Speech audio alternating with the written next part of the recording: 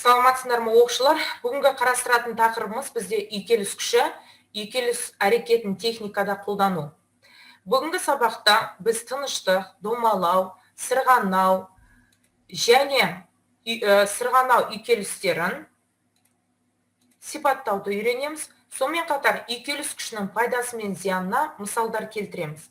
Тағы бір ескертетін бүгінгі сабақта үйкеліс күшінің негізгі физикалық мағынасымен танысамыз және үйкеліс күшіне есептер шығаруды үйренеді екенбіз. Олай болса, бүгінгі сабағымыз сіздерге мақсаты түсінікті болса, онда біз бастаймыз.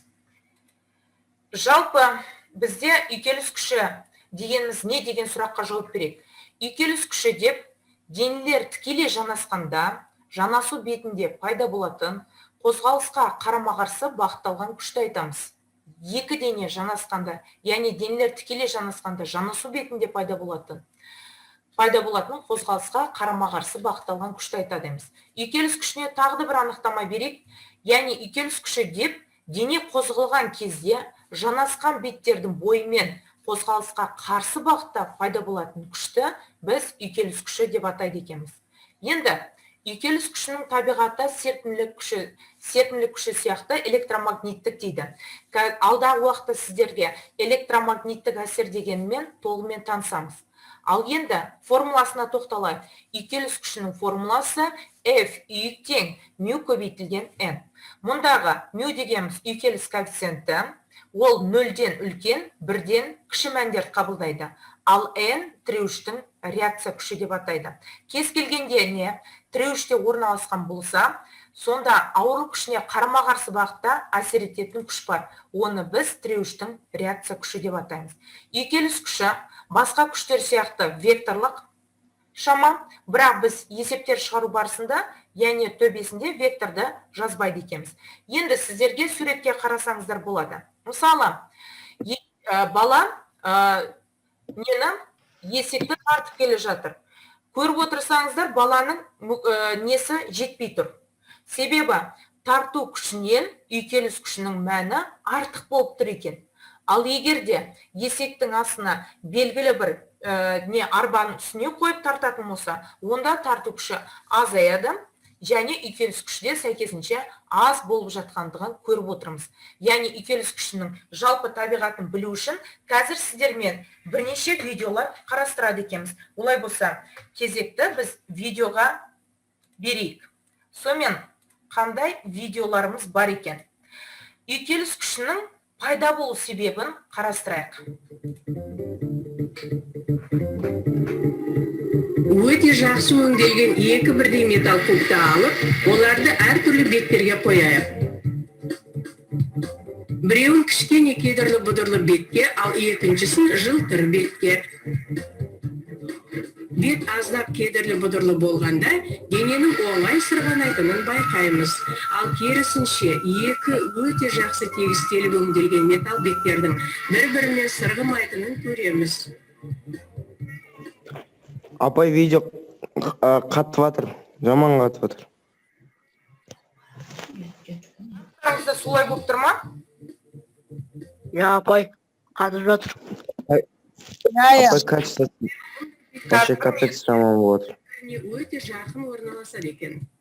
Қазір бір минут. Апай, осы видеоны бізге чатқа жіберсін. Жіберем ма? Бізге чатқа. Жіберем. Өте жақсы өңделген екі Қазірше металл кубты алып, оларды әртүрлі беттерге қояйық. Біреуін кішкене кедірлі бұдырлы бетке, ал екіншісін жылтыр бетке. Бет аздап кедірлі бұдырлы болғанда, дененің оңай сырғанайтынын байқаймыз.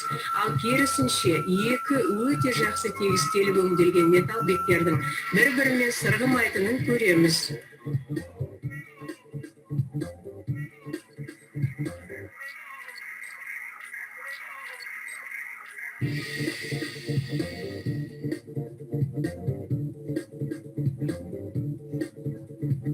Себебі бұндай беттердің бөлшектері бір-біріне өте жақын орналасады екен. Олардың арасындағы үлкен тартылыс күші салдарынан олар бір-біріне жабысып қалады екен.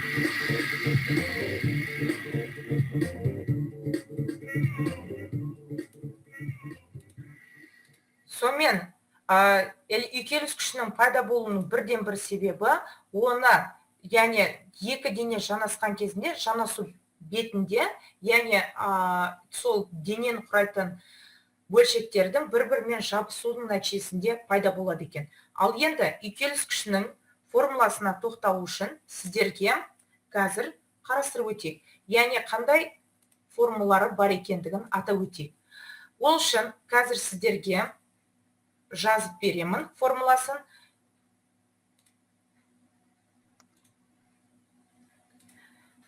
Сонымен үйкеліс күшінің қандай формуласын біледі екенбіз. F үйкелістің формуласын бағана ең бірінші анықтамаға сәйкес формуласын дейтін болсаңыздар, сіздер F үйкелістің формуласын жазасыздар. Яғни F үйкеліс тең болып тұр μ көбейтілген n. Енді бұл формуланы тағда бірнеше түрге сипаттауға болады. Қараңыздар. Біріншісі, дене егерде горизонталь бетте жататын болса, онда горизонталь бетте денеге әсер етуші күштерді қарастырайық. Төмен қарай бізде mg, яғни ауыр күші әрқашан центрден сызамыз. Және жоғары қарай бағытталған бізде n бағын айтып өткенде тіреуіштің реакция күші дейді. Тіреуіштің реакция күшінің пайда болуының бірден бір себебі неде? Яғни тіреуішке дене орналастырған кезінде, яғни ол төменгі бөлікке қысым түсіреді екен, яғни тіреуішке. Сонда атомдар мен молекулалар алдағы уақытта өтеміз, олар бір-біріне жақындай бастайды. Ал жақындан кезінде олардың өзара тебілу күші пайда болады екен. Сол тебілу күшінің сыртқы көрінісін біз n тіреуіштің реакция күші деп атаймыз. Бұл формула бір болады. Мұндағы μ үйкеліс коэффициенті арнайы кестеде беріледі. Немесе есептің шартында берілуі мүмкін. Енді үйкеліс коэффициенті әртүрлі беттер үшін әртүрлі болып келеді. Келесі, бұл горизонталь бет үшін біз үйкеліс күшінің формуласын тағы да былай жазалады екенбіз. Горизонталь бет үшін n мен mg бір-біріне қарама-қарсы бағытталған. Олай болса, n минус mg тең болады 0.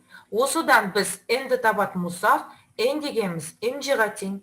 Олай болса, осы түрленуді бірінші формулаға апарып қоятын болсам, менде f үйкеліс күшінің тағы бір формуласы пайда болды.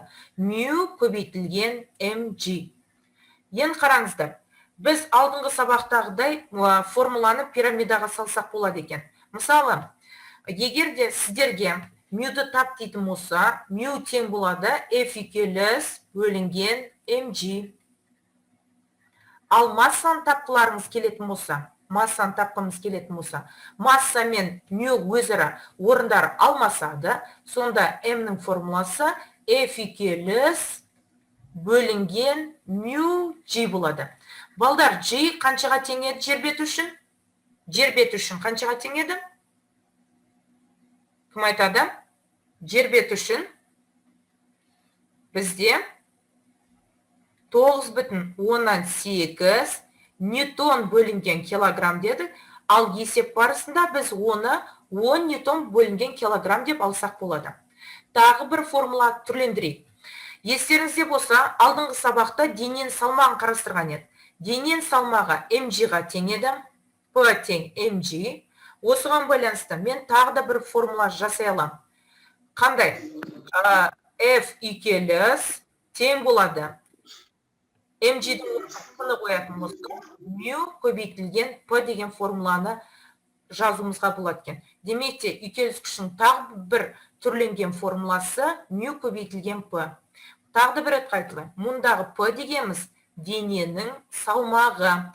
Дененің салмағы мен массаны шатастырмаңыздар. Салмақ пен масса екеуі екі түрлі ұғым. Масса дегеніміз дененің инерттілігін сипаттайтын шама және оның өлшем бірлігі килограмм. Ал дененің салмағы дегеніміз дененің тіреуішке немесе аспаға түсіретін күшті айтамыз. Яғни жазып аламыз.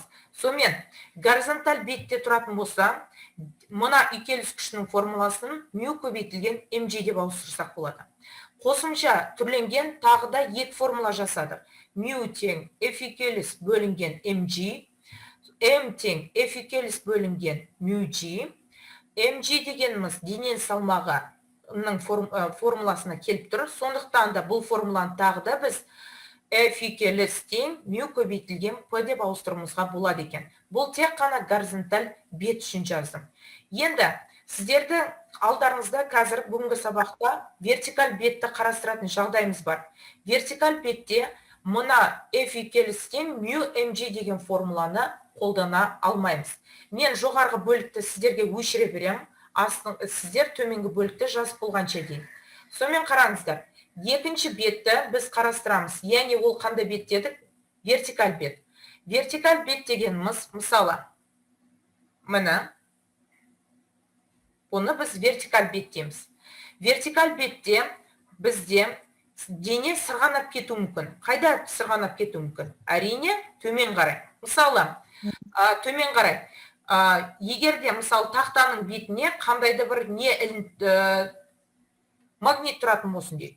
Немесе қазіргі магнитті тақталарда қосымша біз сүртетін сүрткішті қойымызға болады.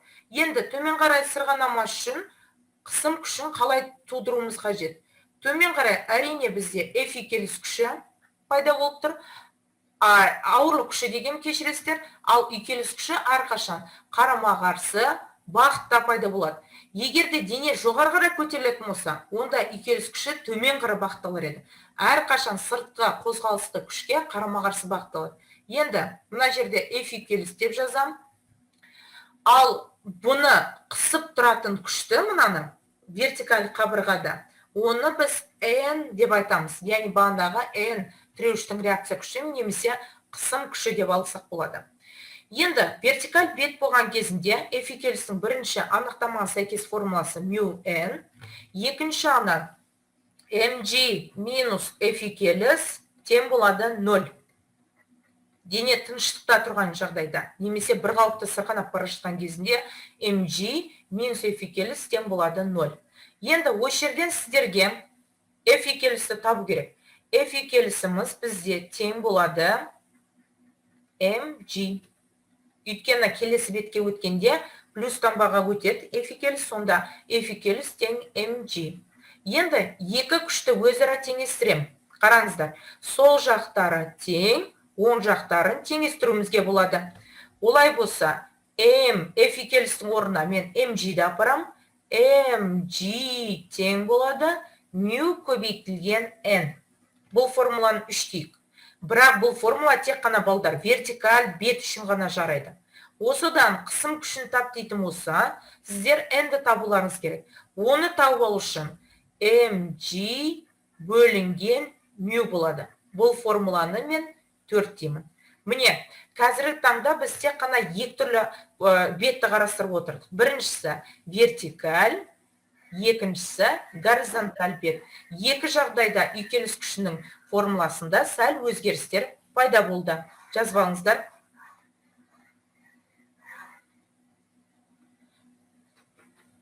Сұрақтарыңыз бар ма дәл осы слайд үшін? Слайд бойынша. Жоқ. Жоқ. Олай болса, келесі слайдқа өту Апай видеоға түсті. Келесі слайдқа өту үшін мен қазір сіздерге формулаларын байқадық. Енді сіздерге айтып өтейік. Қандай жағдайда үйкеліс күші неге тәуелді екендігін? Яғни үйкеліс күші қандай физикалық шамаларға тәуелді екендігін сіздер байқадыңыздар. Сонымен, үйкеліс күші бізде көбінде бағана айтып өттік. Массаға және бетке байланысты екен. Қандай физикалық шамаға тәуелді емес екендігін қазір сіздер көресіздер. Келесі слайдқа назар аударамыз. Динамометрге бекітілген білеушені тарту арқылы берілген уақыт моментіндегі денеге әсер ететін күшті анықтауға болады. Әсер етуші күш белгілі бір шамадан асқанда білеушенің қозғалатынына назар аударыңдар. Сонымен бірге білеушені қозғалысқа келтіріп тұрған күштің әсер еткен күштен аз екенін байқаймыз. Салмағы алғашқыдай тағы бір білеушені қойып, бетке әсер ететін күшті 2 есе арттырайық. Динамометр үйкеліс күшінің артқанын көрсетеді. Сонда, неғұрлым масса көп болған сайын үйкеліс күші де көбейетіндігін байқадық. Келесіге тоқталайық.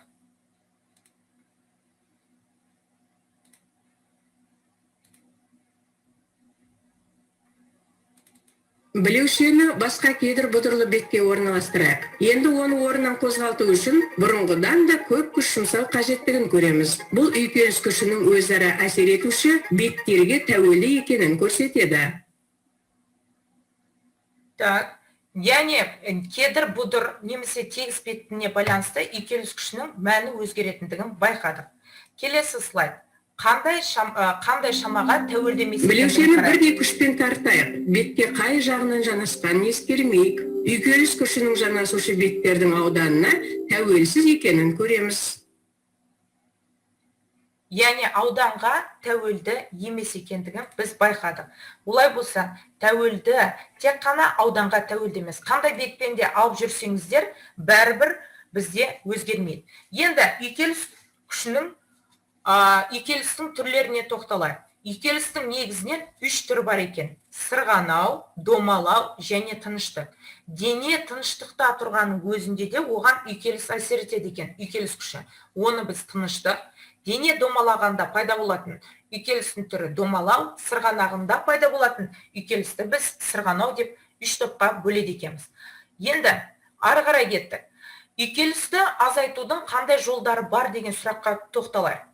Үйкелісті азайтудың бірден бір жолы, яғни үйкелетін беттерді майлауымыз қажет екен. Неғұрлым майланған болатын болса беттер, онда үйкеліс біртіндеп азаяды екен. Жанасатын беттерді әртүрлі күшпен қысу арқылы да үйкелістің шамасын өзгерте аламыз. Сонымен қатар шарикті және роликті подшипниктер пайдаланғанда үйкеліс әлде қайда 10 есеге дейін азаяды екен. Мысалы қараңыздар, көбінде біз үйкелістің пайдасы да және зияны да бар деді. Пайдасы да өте көп. Мысалы қараңыздар, яғни қазіргі таңда бізде далада яғни қар болып жатыр. Мұздың үстінде біз өзімізді дұрыс ұстай алмауымыздың бірден бір себебі үйкеліс азаяды. Үйкеліс азаюдың нәтижесінде біз өзіміздің тепе-теңдік қалпымызда дұрыс тұра алмаймыз. Тура сол сияқты үйкелістің азаюының нәтижесінде мысалы машиналар бір орында тұрып дөңгелектері тек қана айналуы мүмкін, яғни тарту күшіміз азайып кетеді екен. Ал бірақ та сонымен қатар бізге машиналарда осы үйкелістің кесірінен мысалы тез детальдар, машинаның детальдары, тетіктері тез бұзылады екен. Себебі олар үйкеліп, яғни істен тез шығуы мүмкін екен. Сондықтан да біз шарикті және роликті подшипниктер пайдаланатын болсақ, үйкелісті азайтады екенбіз. Үйкелісті азайтудың тағы да бірден бір жолы ауа жастығын қолданып пайдалану дейді. Ауа жастықшасын пайдаланатын қазіргі таңда көліктер өте көп. Соның бірі көбінде шетел мемлекеттеріндегі, мысалы Жапония мемлекеттерінде мынау бізде, яғни жылдам пойыздар. Яғни бұлардың жылдамдықтары өте үлкен болып келеді екен, 600 км/сағаттан жоғары. Олардың ауа жастықшасымен қозғалатын себебі, яғни сәл де болса тоққа қосылған кезінде мұндай нелер бізде пойыздар жоғары қарай көтеріледі. Көтерілген кезінде ол рельспен емес, ауамен үйкелудің нәтижесінде қозғалады. Ауамен үйкелудің нәтижесінде бізде үйкеліс күші аз болғандықтан да бұл өте үлкен жылдамдықты пайда етеді екен. Дәл сондай сияқты бізде судың бетінде қозғалатын бұл әскери кемелер, яғни ауа жастықшасымен қозғалу арқылы жүреді екен. Міне үйкелісті азайтудың бірден бір жолдары екен. Ал енді үйкелісті азайтқан кезінде сонда бізде қандай өзгерістер болатындығын сіздерде мысалы сырғанау үйкелісінде көрсеткім келіп тұр. Яғни сырғанауда қалай болатындығын қазір сіздер видеодан көре аласыздар.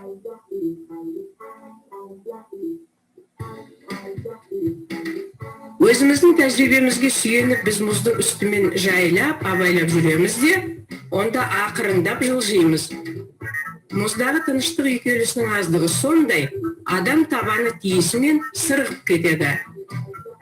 Бұл тайғанауға әкеледі де жүруге кедергі жасайды.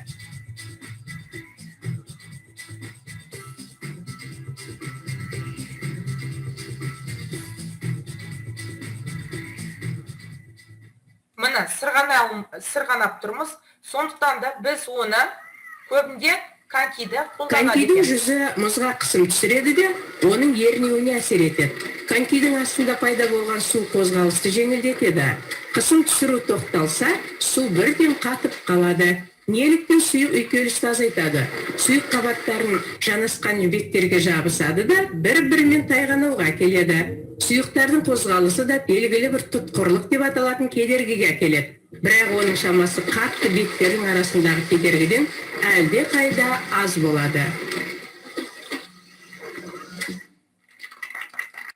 Конькимен қозғалған денелерде пайда болатын үйкелісті біз сырғанау үйкелісі деп атайды екенбіз. Ал енді бүгінгі сабақ бойынша қысқаша осы, енді сіздермен есептер шығаруды бастаймыз. Мынандай бірінші есеп. Егер шанаға горизонталь бағытта 60 ньютон күш әсер ететін болса, онда шана орнынан қозғалады дейді. Егер үйкеліс коэффициенті 0,3-ке тең болса, шананың массасы неге тең дейді. Олай болса, сіздерге берілген жазып көрейік. Берілген бойынша бұл үйкеліс күші болмай тұр, бірақ бізде бұл горизонталь бағытта әсер ететін күш екен. Яғни F тең 60 ньютон дейміз. Үйкеліс коэффициентін көрдіңіздер, өлшем бірліксіз болады. Оны біз мю деген әріппен аламыз. Бағана айтып өткендей, 0-ден үлкен, 1-ден кіші мәндерді қабылдайды. Табу керек бізге дененің массасын. Енді қарап отырсаңыздар, горизонталь бетте дейді, мен суретін салуға тырысайын. Яғни шана дейік, шана, мысалы мен енді шананы былай түрде салайын. Горизонталь бетте F күшпен әсер ететін болса, денеге, мынау горизонталь бетте, онда үйкеліс күші әрқашан қозғалысқа қарсы бағытта пайда болады. Демекте F үйкеліс былай қарай бағытталады. Дене орнынан қозғалып дейді. Яғни бір қалыпты қозғалатын болса, F екі күш бір-біріне қарама қарсы, F минус F үйкеліс тең 0. Осыдан F тең болады, F үйкеліс. Өйткені келесі бетке өткенде минус еді, плюс таңбаға ие болады. Олай болса, F пен F үйкеліс бір-біріне тең болды. Ал енді F үйкелістің өзіне тән формуласына тоқталамыз. Горизонталь бет болған кезінде мю көбейтілген mg деген формуланы қолданамыз. Горизонталь бетте. Осыдан массаны табу үшін көршісі көбейту ет, бөлу өтеді. Сонда F үйкелістің формуласы нан m-ді табатын болса, мю g. F үйкеліс бөлінген мю g. Орнына қоямыз. 60 ньютон бөлінген 0,103 көбейтілген 10 ньютон бөлінген килограмм. Мен айттым, есеп барысында g-ді 10 деп алсақ болады. Ньютон мен ньютон қысқарады, килограмм жоғары қарай көтеріледі. Так, енді қараңыздар. 60 пен 10 қысқарады. 6 қалады төбесі, 6 бөлінген 0,103 килограмм. Енді 6-ны 0,103-ке бөлетін болсақ, шығатын мән бізде 200 килограмм екен.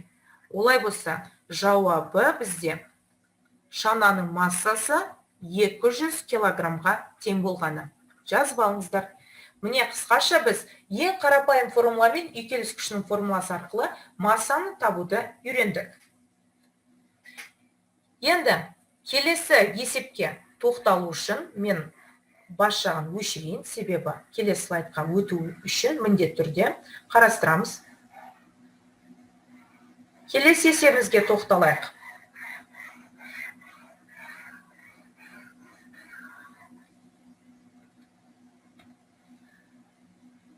Келесі есебіміз бізде массасы 2 килограмм резеңке білеуші вертикаль бетон қабырғамен төмен қарай сырғанап кетпеу үшін дейді. Қандай ең аз күшпен қысып тұру қажет дейді. Резеңке мен бетон арасындағы үйкеліс коэффициенті 0,18-ге тең дейді. Олай болса, вертикаль бағыттағысына да шығарып көрейік. Берілгені, яғни масса, міндет түрде алгоритм, есеп шығару алгоритмін дұрыс жазуға білуіміз қажет. Масса десе m әрпімен белгілейміз, 2 килограмм. Және үйкеліс коэффициенті 0,18. Балдар, мысалы, алдағы уақытта тест тапсырған өзінде сұрақ келуі мүмкін. Мысалы, үйкелісті арттырудың жолы қандай дейді. арттыру үшін біз массаны көбейтуіміз қажет екен, немесе үйкеліс коэффициентін көбейтуіміз қажет екен. Осыны ұмытпаңыздар. Енді бізге табу керекпіз. Қандай күшпен қысып тұр десе, n-ді табамыз. Бұның формуласы қандай болады? Вертикаль бағытта дейді. Демек, вертикаль бағытта болатын болса, ХБЖ жоқ, көріп тұрсыздар. Формуласы қалай жазылады? Мына бізде вертикаль қабырға. Төмен қарай қосымша әсер ететін күшіміз бізде төмен қарай болса mg, үйкеліс қозғалысқа қарсы бағытта мына бағытта пайда болады.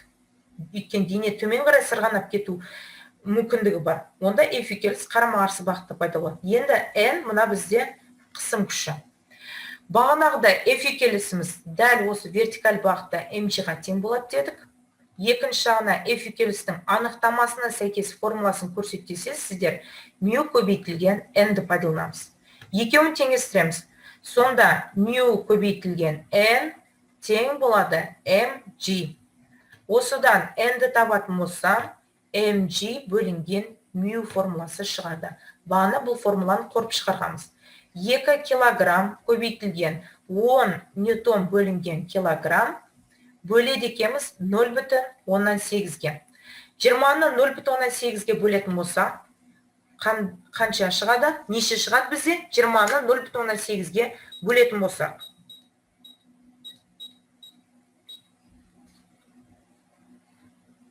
Яғни 25 ньютон шықты.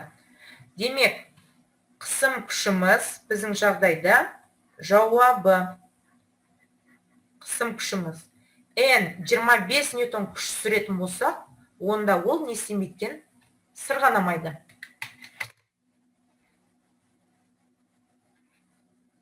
Қысып тұратын болса, демек те күштің бағыты бізде керісінше болу қажет, мынау не бойынша. Жазып алыңыздар. Сұрақтарыңыз бар ма дәл осы есеп бойынша?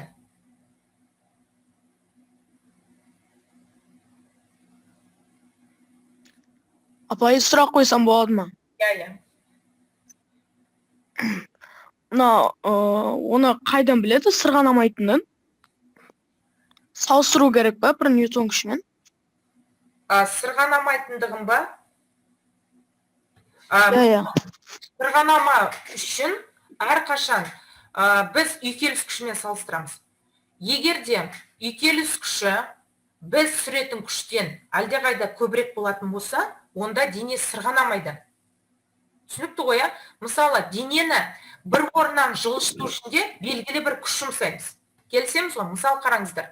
Қандайда бір денені қозғалысқа келтіргіміз келетін болса, мысалы, мына дене тыныштықта тұр. Оны қозғалысқа келтіру үшін мен белгілі бір күш жұмсаймын. Ал оған қарама-қарсы бағытта менде F үйкеліс күш пайда болып тұр. Енді қараңыздар. Егерде мына мен түсірілген F күшім F үйкеліс күшінен кіші болатын болса, ол дене сырғанамайды. Не үшін екенін айтайын ба? Өйткені жетпейді ғой біздің күшіміз оны сырғанатуға. Сонда дене қандай жағдайда қозғалысқа келеді деген сұраққа жауап береді.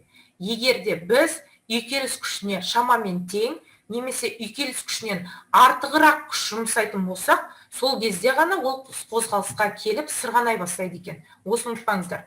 Ал егерде үйкеліс күшінен аз болып, тарту күші көп болатын болса, немесе сүрілетін күш көбірек болатын болса, онда дене сырғанап кету мүмкіндігі бар екен.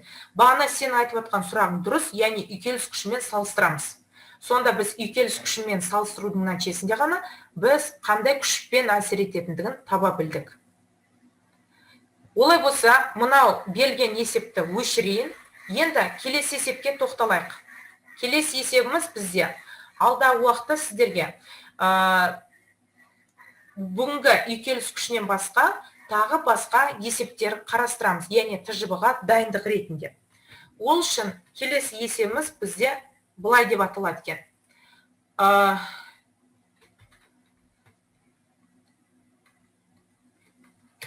Суретте бос мензурка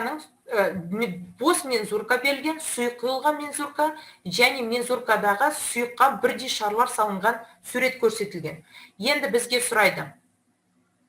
Осы бізге табу керекпіз есептің шартында яғни бір шардың массасын және көлемін тап дейді. Оны табу үшін біз бүгінгі сабақта бірнеше жағдайларды қарастырамыз. Қараңыздар, бос мензурка, суылған мензурка және шариктер салынған мензурка берілген. Және сәйкесінше әрқайсының массасы берілген. Есепті шығарып көрейік. Бұл бүгінгі сабаққа емес, біз сіздермен қосымша айттым, алдағы уақытта ТЖБ-ға дайындаламыз деді. Сонымен, біріншінің массасы М1 деп алам, бос мензурканікі. Ол 200 граммға теңген, бос мензурка. Келесі, су құйылған мензуркамыз сумен бірге 240 грамм болып тұр. Енді бізге қосымша шарлар салынған мензурка М3 болсын дейік, ол 474 грамм. Енді табу керек. Бізге есептің шарты бойынша табу керек біз. Яғни бүкіл шардың массасын табуымыз керек біз. Шар деп қояйын. Массасын табу керек біз. Бір шардың массасын М0 деп алайын. Шардың массасын табу керек біз. Және қосымша көлемін тауып алу керек біз. Яғни бізге тағда біз шардың көлемін табамыз. Яғни шардың көлемі. Так, енді бұл есепті қалай шығарамыз деген сұраққа жауап берейік. Шешуі. Қараңыздаршы. Біріншісі, бос мензурканың массасы 200 грамм болатын болса, сумен 240 болды. Сонда судың массасы қаншаға тең болғаны? 40 болғаны. Дұрыс. Балдар мен граммен ала берейін, кейін соңында түрлендірем. Сонда судың массасы бізде М2 азайту М1, сонда бізде тең болғаны судың массасы 40 грамм болған. Дұрыс айтасыздар. Келесі. Мұна жерде 474 болды. 40 граммды су алатын болса, жалпы шардың массасы қаншаға тең болғаны? Қараңыздар, 474 грамм болып тұр. Сонда шардың массасын табу үшін біз былай жасаймыз. Яғни М3 азайту қанша болады? 200. Иә, дұрыс айтасыздар. Азайтамыз 200-ді және алып тастаймыз тағда судың массасын. Немесе бірден 240 алып тастауымызға болатын еді, мақұл. Сонда М шардың массасы бізде тең болады. 474 грамм азайтамыз 200 және 40. Сонда 240 грамм. Алып тастаған кезінде бізде шығатын мән қанша болады? 234 грамм бізде 234 грамм. Дұрыс айтасыздар, 234 грамм. Енді бір шардың массасын тауып алу үшін не істейміз? Кім айтады? Бір шардың массасын тауып алу үшін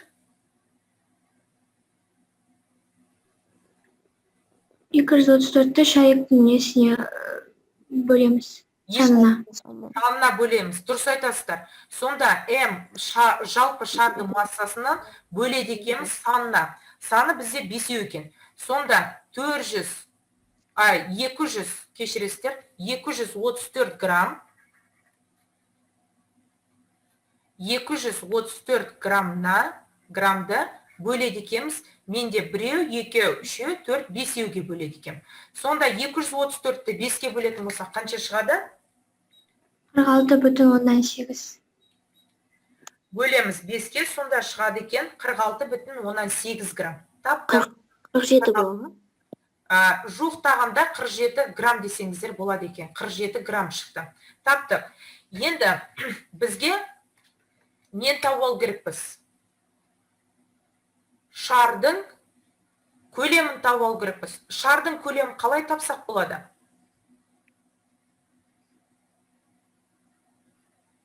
Кім айтады? Қараңыздар. Бізде судың көлемі қанша болып тұр? Кім айтады? Судың көлемі? 40, дұрыс, 40 сантиметр куб.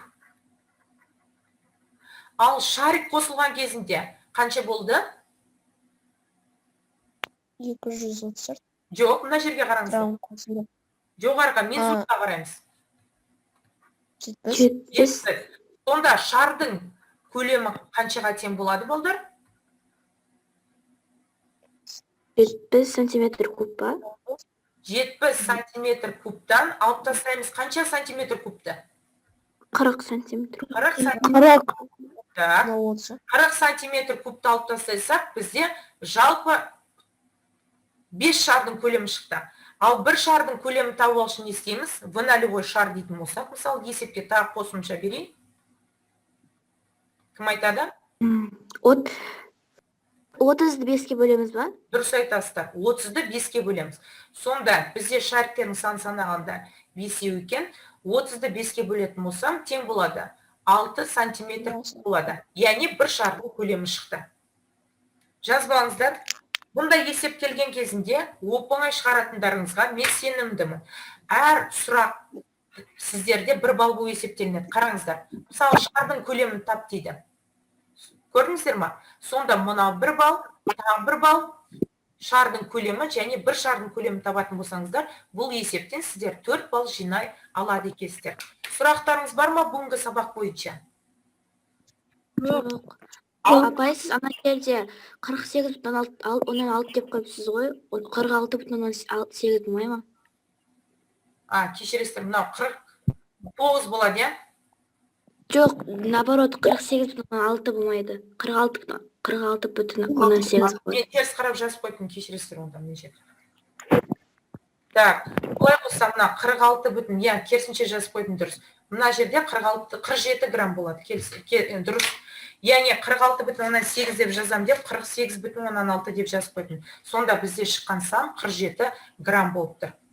Сұрақтарыңыз жоқ болса, онда бүгінгі сабағымыз осымен аяқталды. Алдағы уақытта тағы да сіздермен бірнеше есептерді талқылаймыз. Сұрақтарыңыз жоқ болса, сау болыңыздар.